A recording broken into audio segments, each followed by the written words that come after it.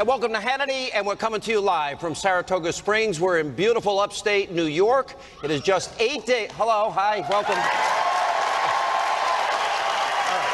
In 8 days, voters from this state will head to the polls and help decide who they want to be the 2016 presidential nominee.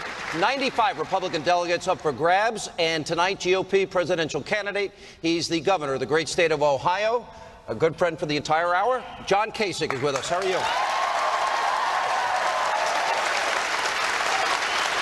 How are you? Good. All right. Standing room only. There's like 1 million people standing behind there. Oh, yeah. All around the room. Yeah. I saw you had 4,000 people in Rochester. Something happening that maybe we're not aware of? Well, for the first time in about the last month, they actually know my name is John Kasich and not governor of Ohio, because we didn't get any attention before, did we? But now we're starting to get it, and people are hearing the message, and they're showing up. All right. You know what, Sean? Honestly, it is really amazing. It's an amazing experience to go through this, and I wasn't going to tell this story, but maybe I will. I was in Greece, New York, and people were waiting outside in line. I mean, I can't believe it, right? It's by the grace of God that I've been given a chance to do these things. And there was a group of disabled folks, and they were screaming at me and disrupting. And the people started getting upset, and I said, don't get upset. These folks have lived in the shadows for, 100 years, and they need attention. And they screamed a little bit more, and then the whole thing ended. And somebody on my staff said they're still in the gym. So I went in to see them. There were 3 of them, and they were very severely disabled. And they said, we came at 7 in the morning, they stuck us in the back. And I said, well, look, I'm helping you because, frankly, the Lord wants me to help you. And I said, we'll take a picture, and I'm going to have my head of the whole operation in Ohio call you to see if there's some other things we can be doing, because it's been a high priority. And then as I was leaving, this young lady, young girl, she was 17, I didn't know how old she was, she said, could I take a picture with you? And I said, yeah, you can take a picture. And she started shaking and crying. You scare some people. No, I mean, this is really amazing. And I said to her, what's wrong, young lady? She said, I never thought that I would have a chance to meet you. And I put my arm around her shoulder and I said, listen, so much of this is about celebrity in life. You don't really know me. And you get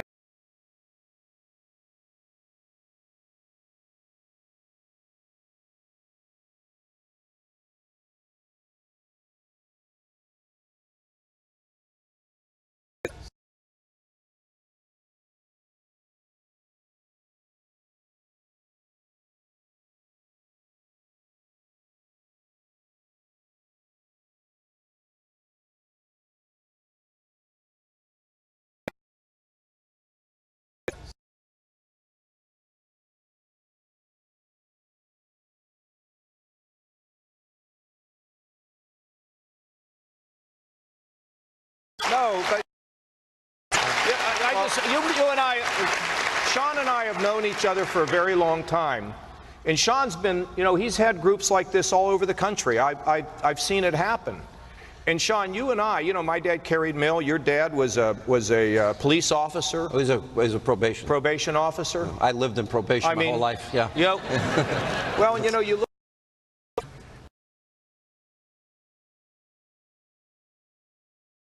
Shake.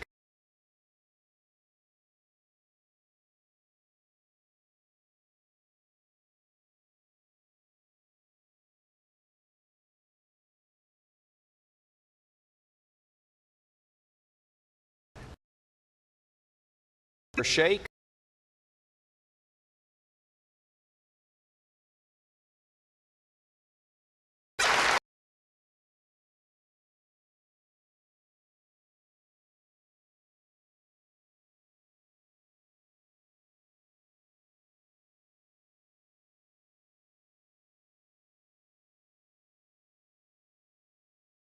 $46 million real Americans, real families, our friends, our neighbors, really suffering. And to add one point, government's hurting them. Government's not helping them. And we now have doubled our debt. We now have $120 trillion in unfunded liabilities. And I worry if America's in such a decline, if we can fix it. Negative? Go the economy.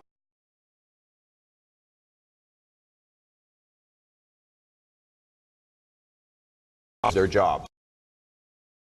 Sure, you always cut taxes for people and for companies so they can employ more people. And thirdly, let's have some common sense and let's balance a budget. So you go to the doctor. Yeah, those are the three things. So you go to the doctor and you say, and the doctor says, well, I'm not feeling very well.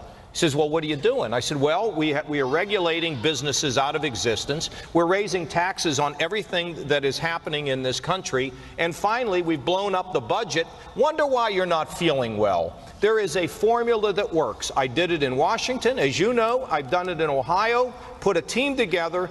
Throw out all the goofy politics. Focus on the problem and go fix it. That's all you got to do. When you did leave a, what, $5 trillion surplus. What was the deficit that you conquered?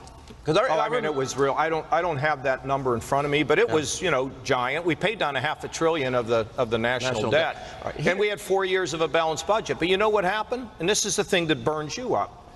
I left Washington. We had a projected $5 trillion surplus. It could have provided private accounts for young people in addition to Social Security. And it was the House Republicans, the Senate Republicans, and the President spent it, and the Republican President spent it all. The difference between Republicans and Democrats love to spend, so do Republicans. Republicans just feel guilty when they do it. Yeah. And that's why you have to, Sean, you got to have somebody that stands in the breach and says, we got to remember all the people, not the special interests that pick at you. At Republicans. John Boehner was Speaker.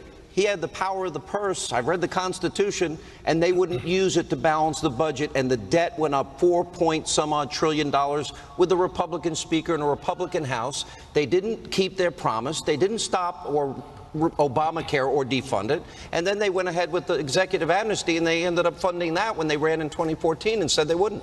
Well, I don't think that anybody should make a promise when they run for office that they don't legitimately think they can keep. And that's what happens all the time. You know what? A lot of people in this country, when they saw me in the debates, I would talk about my record in Washington, my record in Ohio, and people would say, why do you keep talking about that? I'll tell you why. Today, if a politician's lips are moving, we believe they're lying. So the reason why I talk about what I've done is if I tell you I have done it before, then I have credibility to tell you what I'm going to do because of this. You know, I'm a citizen too. People want my vote. When they come to see me, they say, oh, I want to be this, I want to be that. I said, what have you done? I don't want to hear about all these great things you're going to do. How can I believe you? What have you ever done in your life that convinces me that what you tell me is true? And so that's why I talk about it. I want to just say this to everybody here.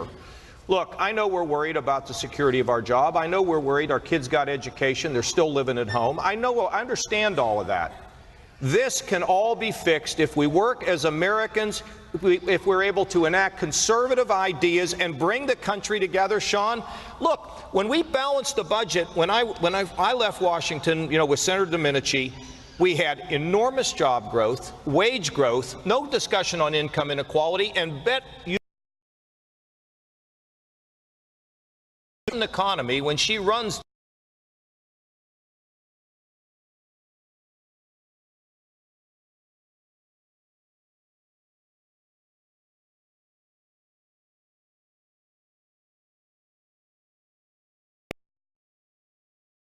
an economy when she runs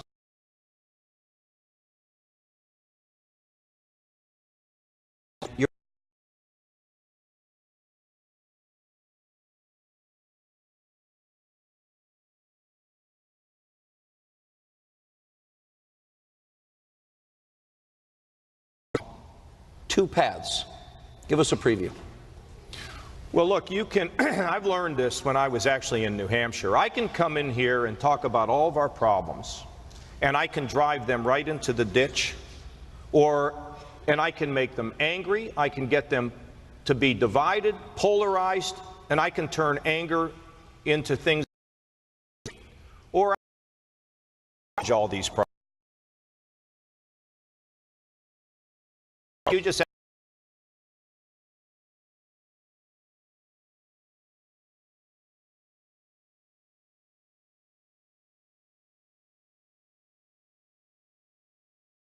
medicine, life expectancy, transportation.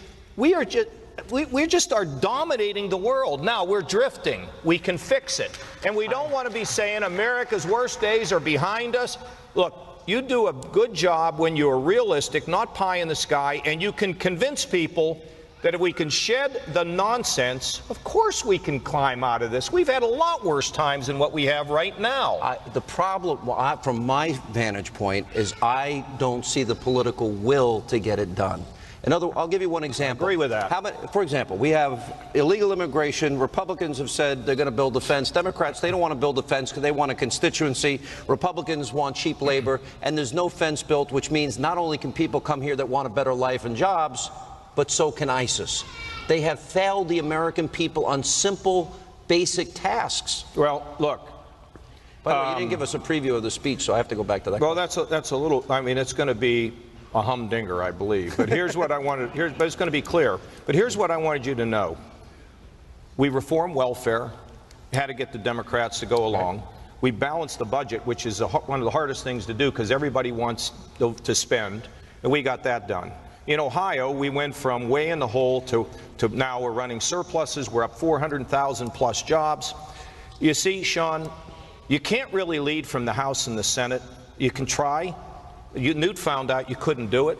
You got to lead from the White House. And let me just tell you this. We will freeze all federal regulations for 1 year except for health and safety. We'll unwind the regulations we have. We will force the Congress to vote on regulations coming out of the bureaucracy in excess of $100 million. We're going to reduce the corporate taxes to 25%. We're going to bring the profits back from Europe because we're not going to double tax them. We're going to simplify the tax code and lower the taxes. We will have a path to balancing a budget. We'll move welfare, education, infrastructure, job training out of Washington. We will fix Social Security. We will secure the border and have a path to legalization and never citizenship. And then we will tell the world that we are, in fact, the leader of the world. And I promise you, I will have a plan to Congress within the first 100 days that will do all of that, every little bit of it. We're just getting started as we continue with Ohio Governor John Kasich. He'll be with us for the entire hour tonight, and later, members of the audience will have a chance to ask the governor all some of their questions. It's Hannity on the road in Saratoga Springs in beautiful New York as we continue.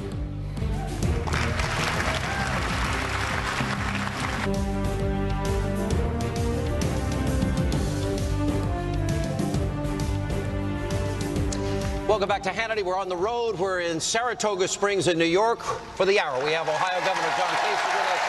He's the guest. Ask you.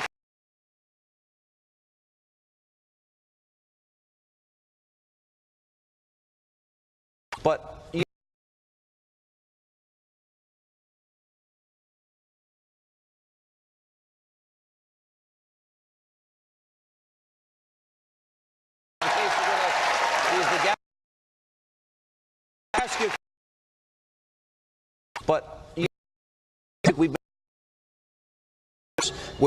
the 9/11, we've had great challenges as a country, we've overcome it, but I've never seen a time where Americans are so divided. They are, but you know, I think, Sean, it gets to be about realistic solutions, a record that shows you can do it. But here's the other thing.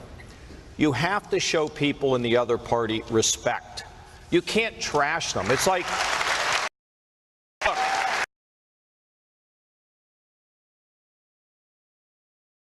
we had the President of the United States do exactly.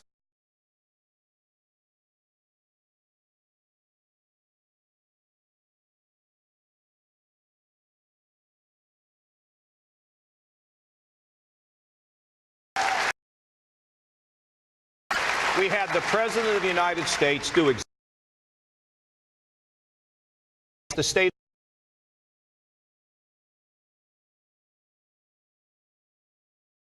You don't, this is America. We're not a parliamentary system. So I was with the Democrats last week, and I made a State of the State, and I asked the Senate leader, I said, what do you want? I said, don't give me crazy stuff, but tell me what you want. He gave me a couple things. I said, I'm not going to do that, but I can do that, and I can do this, and I can do that, and no, we're not going to do that. And so what you have to do is you have to respect people in the other party to agree. Conservative Democrats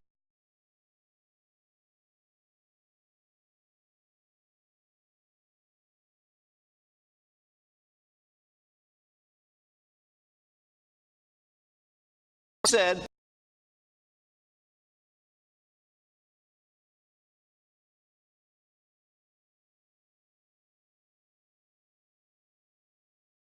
other to agree themselves. How do you deal with that? Because that's what they're going to do to you, and you're saying you got to get along with them. Smile. And look, I got the guys in my own party doing it to me right now. Okay, no, I mean, the thing is, you want to answer the charges, and but you got to show the way. And look, this is stuff they did to Reagan. Remember, they said he was a grade D actor. He didn't. You just keep going with your stuff, one foot in front of the other, and you have to expect these kinds of things. But over time, you have to get people to respect one another. Remember, when Reagan was president, the Republicans didn't control the House. So he was able to get Phil Gramm, who was a Democrat at the time, and they came together. Here's what I think we need to do. Let's just take Social Security. You're going to have to tell Republicans and Democrats, we're going to stop screwing around with this. We're sacrificing our kids' future, and we're hurting grandma. We got to stop doing it, and you got to put a coalition together. They already stole the money. It's gone. It's not in a lockbox. No, I know that, but you know what? There is a way to fix Social Security, and I'll tell you what it is. If you've had a higher income throughout your lifetime, you will get Social Security, you will get less. For those that totally depend on it, they will get what they need. That's the answer to it. It's not that complicated. So you're going to means test it, raise the retirement age. I don't have to raise the retirement age. Just by means testing, I can get it done. But here's the thing. If the Republicans say they want to do it and the Democrats are going to demagogue, you'll never get it done, and vice versa. So you have to be able to pull people together, reasonable people. And one person once said about me is, John, your greatest gift is you can get people to do what they know they need to do, but they don't want to do. Okay? You can So you're going to get everybody to eat salad and work out? Oh, no. Oh. What I'm saying is we can solve these political problems, but the problem is the war goes on. And there were so many times I had to appeal to people in my own party and the other party. We have to remember our legacy is building, not tearing down, Sean. You can get this done. You mentioned I wouldn't run if I couldn't get it done. Why would I do this? You mentioned in the last segment, this is what the Lord wants us to do. And I know you to be a guy of deep faith. What does that mean in terms of how that inspires you? In other words, some people might take that as redistribute the wealth. That's not what you believe in. You believe in freedom and responsibility. No, what I'm saying is you see three people who, except for the grace of God go I, who are sitting in wheelchairs, some that can barely move to even move the handles. Now, you don't have to be a believer. You can be somebody who's not a believer and still look, and we can't let them be in the shadows. We can't ignore them. That's not right. Everybody's made in the image of the Lord. Give them a chance. Give them a chance to rise. That's all. Now, how did we ever think? Seriously, Sean, look, my mother said it's a sin not to help people who need help, but it's equally a sin to continue to help people who need to learn how to help themselves. But in the context of that, look, to me, if you take the mentally ill, I would rather give them some help, get them on medication, and let them stand independent on their own 2 feet than have them live sleeping under a bridge or living in a prison. Now, where did it ever get to be about liberal? I'm saying to you, no, we don't want to redistribute. I didn't say that. I said liberals. No, but people say that. Yeah. Look, redistribution of wealth is just dead wrong. The free enterprise system works. But to quote a great Catholic theologian, Michael Novak, a free enterprise system that's not underlaid by a decent set of values is bankrupt. That's not liberal. That's common sense. It's conservative, and it's right. We got to take a break. We'll come back. More with Governor Kasich. We're in Saratoga Springs, New York, as Hannity on the road continues straight ahead. You can get this nomination is in a contested convention. That bothers some people, some of your opponents. I want to give you a chance to explain how you get the nomination. You know, I'm not comparing myself, but that's what they told Lincoln when he was going to that convention. He got it on the Let me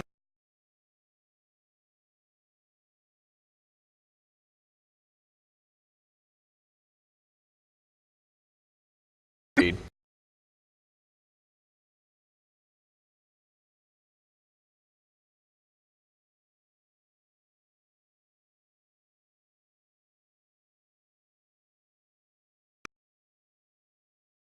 Let me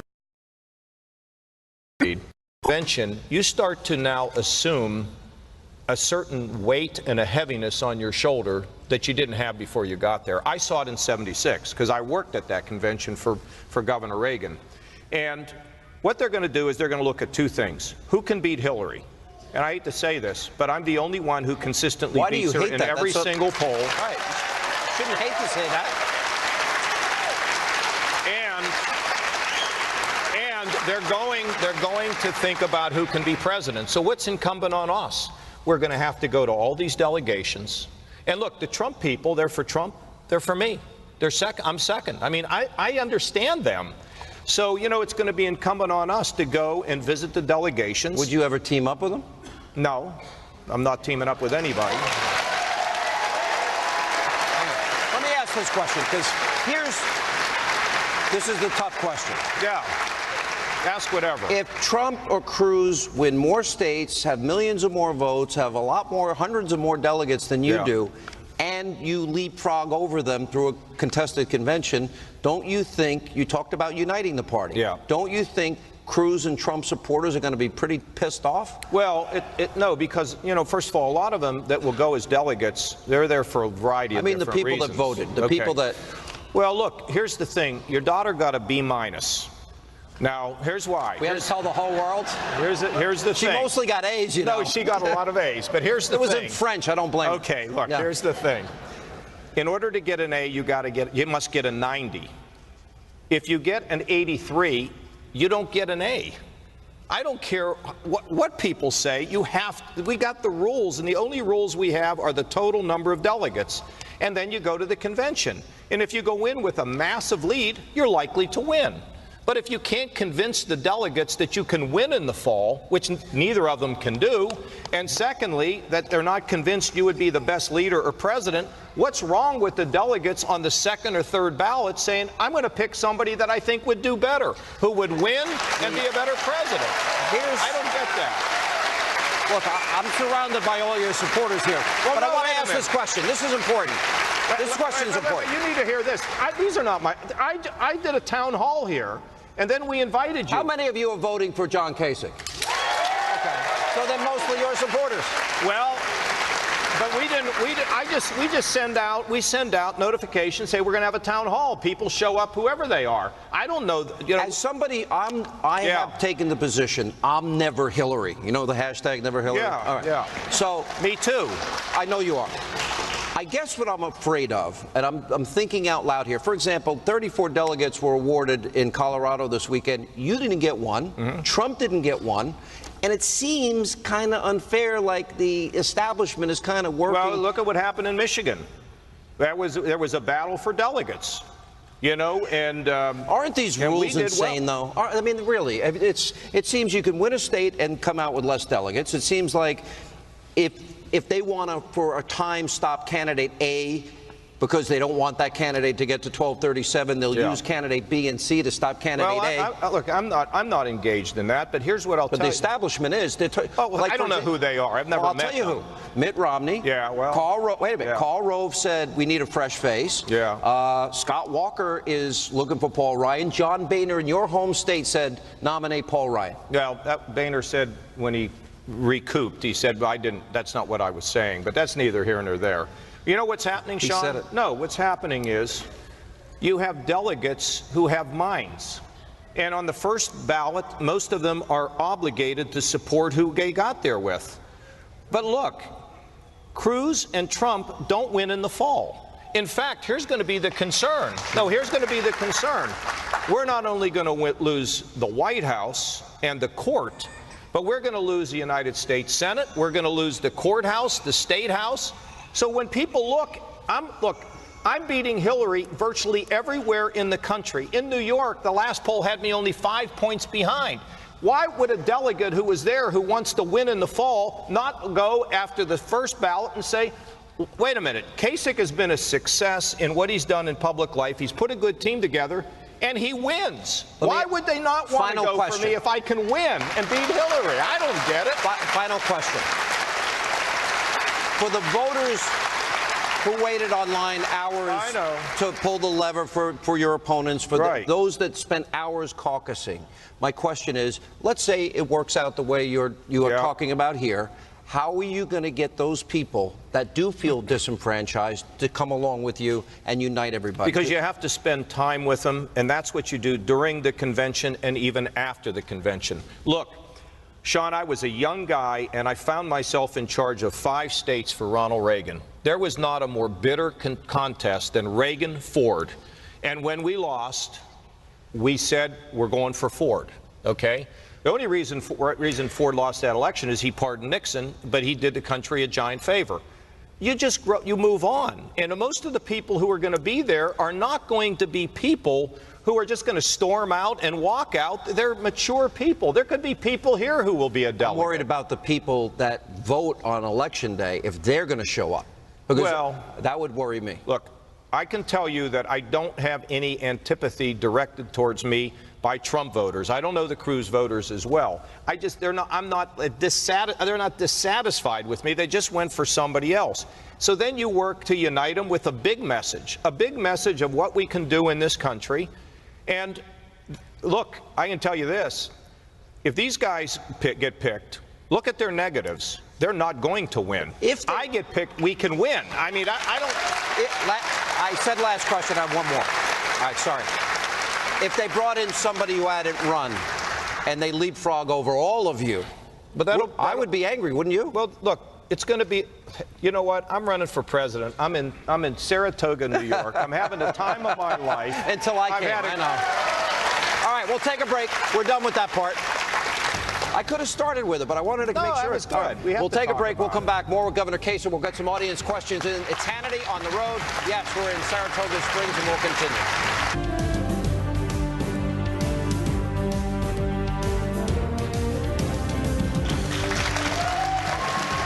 Welcome back to Hannity. We're on the road in Saratoga Springs, New York, with Ohio Governor John Kasich for the full hour.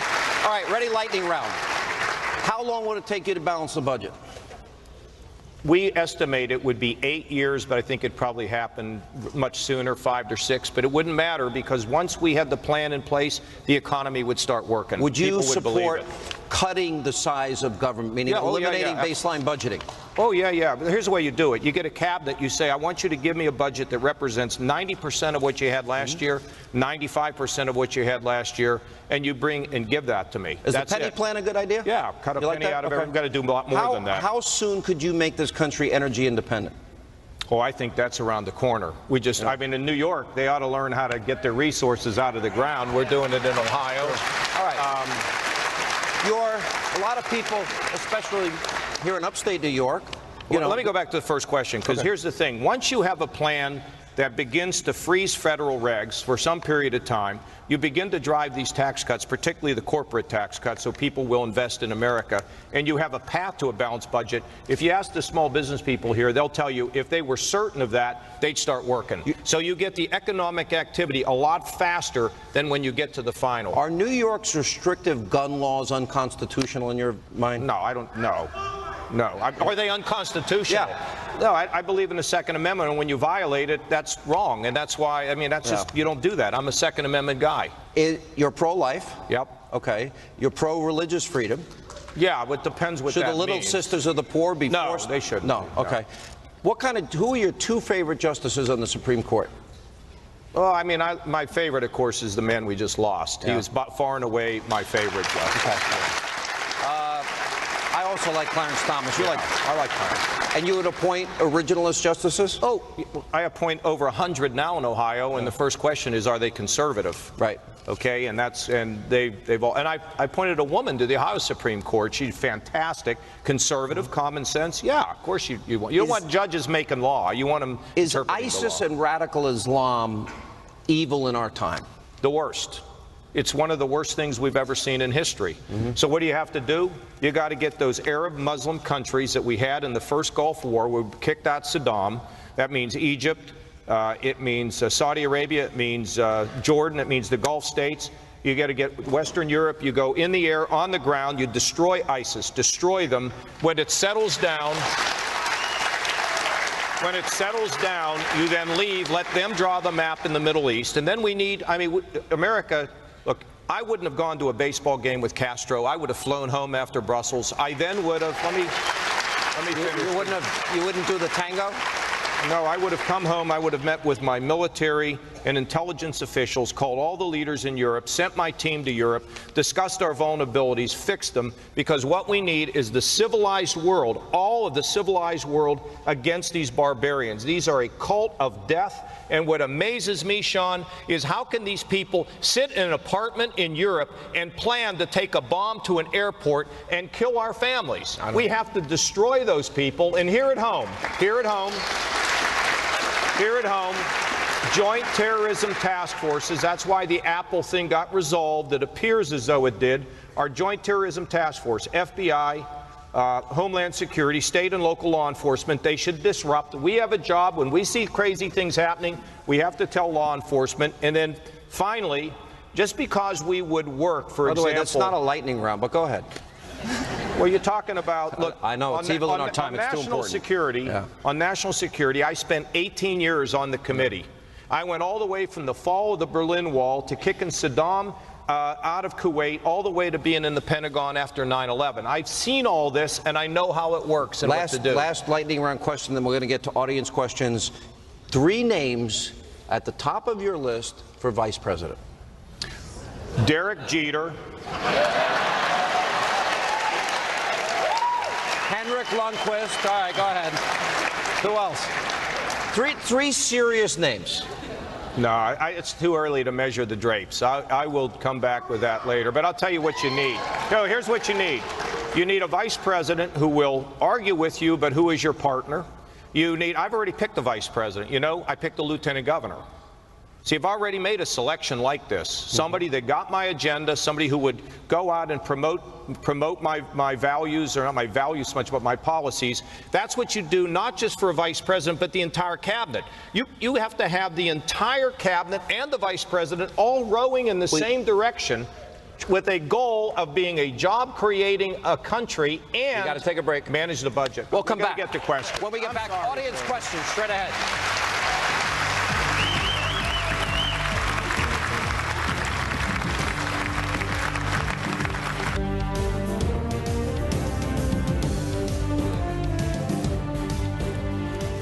And welcome back to Saratoga Springs in beautiful New York. Ohio Governor John Kasich is with us.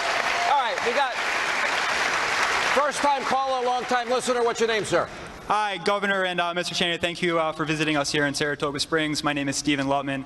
Governor Kasich, under a Kasich presidency, what specific steps would you take to help small business, especially here in New York, a highly taxed state?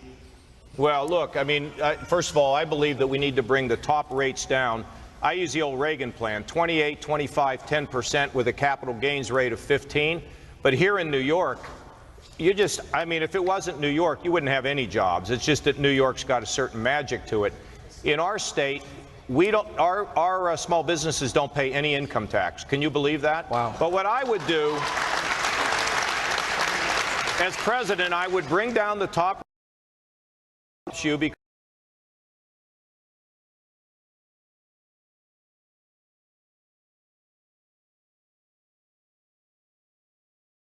Derek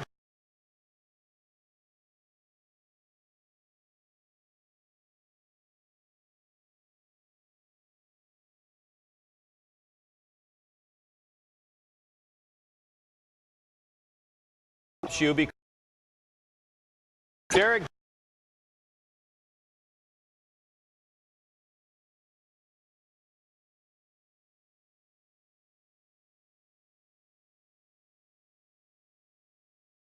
Republicans at Niskayuna High School. And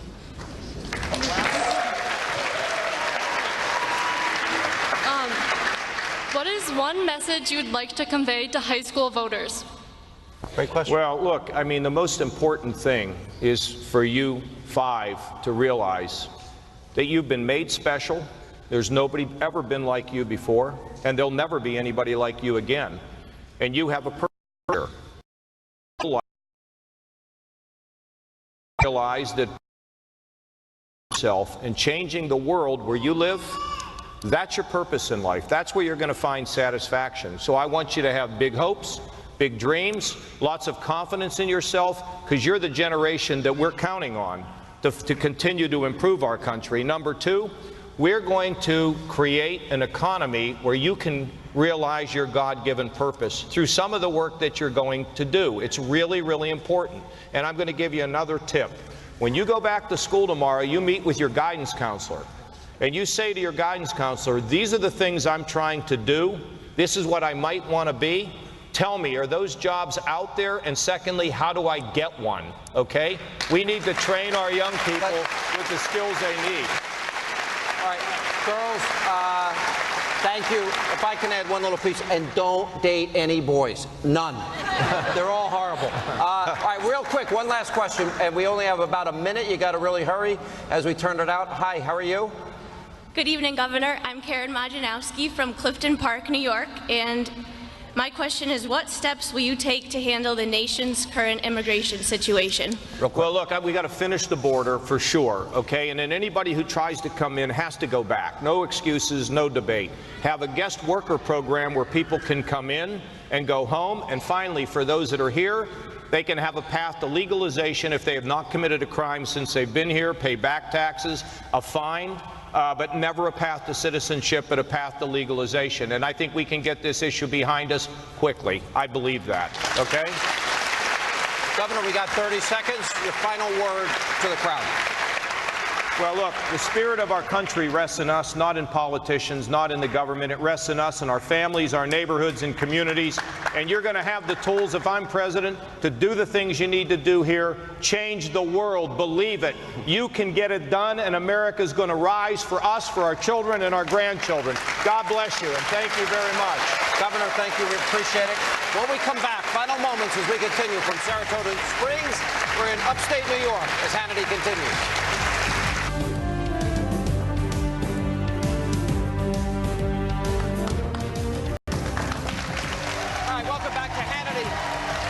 Wow, look at this crowd. Unfortunately, that's all the time we have left this evening. As always, thank you for being with us. We'll see you back here tomorrow night. Governor Kasich, thank you. Appreciate it. Governor John Kasich. Thank you.